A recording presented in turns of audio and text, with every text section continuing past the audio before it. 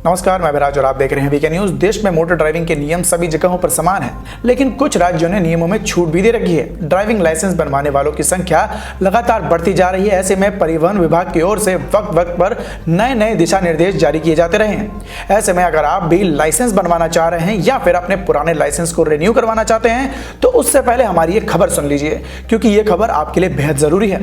Driving licence के लिए online प्रक्रिया शुरू कर दी गई है। इसके लिए अब नजदीकी आरटीओ ऑफिस जाकर प्रक्रिया को पूरा किया जा सकता है। तो चलिए अब हम आपको बताते हैं कि हाल ही में ड्राइविंग लाइसेंस बनवाने की प्रक्रिया में कितने बदलाव किए गए हैं। ये लाइसेंस आपको पहले 3 साल के लिए दिए जाता था, लेकिन अब इसकी वैधता अवधि को बढ़ा दिया गया है। अब हैवी लाइसेंस की वैधता 5 साल की कर दी गई है।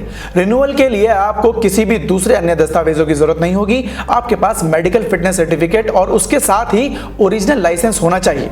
शुल्क भुगतान और डीटीओ से मार्क करवाने के बाद फोटो और हस्ताक्षर होते हैं। लाइसेंस उसी दिन रिन्यू हो जाता है। लाइसेंस की कॉपी आरटीओ ऑफिस में जल्द ही उपलब्ध हो जाती है। राज्य और केंद्र सरकार की नौकरियों में हैवी ड्राइविंग लाइसेंस की खास सुविधा दी जाती है। भारी वाहन चालक लाइसेंस के लिए सरकारी नौकरियों में अतिरिक्त नंबर भी दिए जाते हैं। ड्राइविंग लाइसेंस को परिवहन कार्यालय की ओर से भेजा जाता है, जिन्हें बंद कर दिया गया है। उसके बाद डाक की ओर से दिए गए पते पर ना पहुंचने की समस्या और बढ़ती शिकायतों के चलते ऑफिस में ही उपलब्ध करवाने की सुविधा भी प्रदान की गई है। इसके साथ ही कमर्शियल लाइसेंस में अब बदलाव कर दिए गए हैं। जिन वाहन चालकों के पास कमर्शियल लाइसेंस थे वे अब उसका नवीनीकरण कमर्शियल में नहीं करवा पाएंगे। अगर नवीनीकरण करवाते हैं तो लाइसेंस LMV नॉर्मल ही मिलेगा। कमर्शियल लाइसेंस के लिए हैवी कमर्शियल ही करवाना होगा, लेकिन कमर्शियल लाइसेंस का नवीनीकरण होगा, लेकिन उसी के साथ आपको कमर्शियल नहीं बल्कि LMV का सिंपल लाइसेंस मिलेगा।